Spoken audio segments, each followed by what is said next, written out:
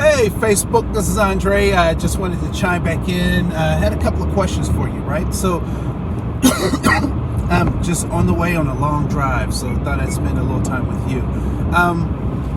So as we think about this, as many of you know, I spend a lot of time in this diversity, equity, and belonging space, inclusion and belonging space.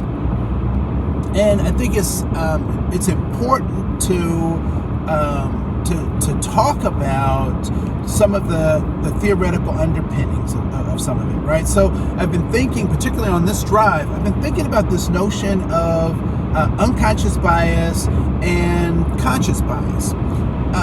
And I'm also a person that believes in polarities of human behavior. So I'm not necessarily on the right behavior, wrong behavior camp, but I believe that there are spectrums of behavior that are appropriate for context and that are inappropriate for context, right? So, and as context changes, so must our behaviors to adapt to that current context, right? So, all that as background, when I think about this notion of unconscious bias and conscious bias, I think conscious bias really stems from this this ability for us to clearly articulate how a situation or a set of behaviors aligns with our thoughts, our self-image, our ego, all those things, our values, our goals, and our preferences, right? So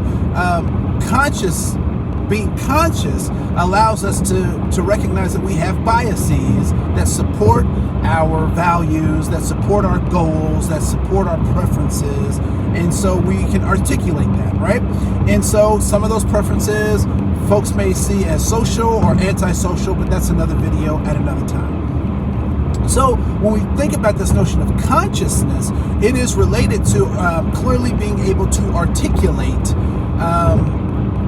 the core drivers of that consciousness, right? So clearly articulated.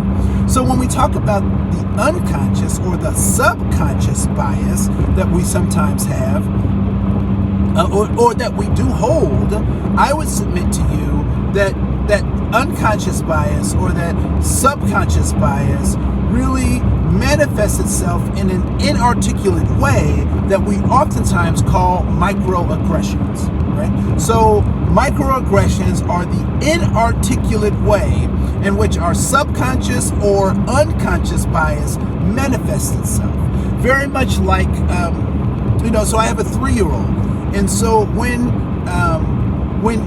so we're spending a lot of time helping her to articulate her feelings as opposed to just throwing tantrums, right? And I would suggest that tantrums are my child's way of expressing feelings, trying to communicate things that they don't have clear language about. They can't clearly articulate.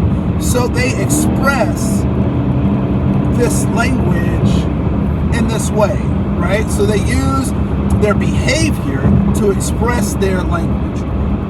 And so it is my belief that microaggressions oftentimes are rooted or stem from our unconscious or our subconscious bias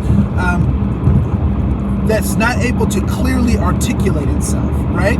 And so in its inability to articulate, it acts. Just like my daughter throws a tantrum because she is acting because she cannot articulate exactly what she's feeling or the expression or express what it is that she's thinking in a way that is satisfying to her. Right? And so when we think about this unconscious bias, I wonder if that is very similar. So if you could help me out with your impressions of that. So is unconscious bias and microaggressions, are microaggressions an inarticulate expression of unconscious or subconscious bias? That's my core question for today, right? So if you could just hit me with your response, with your thoughts in the community, I'd appreciate it.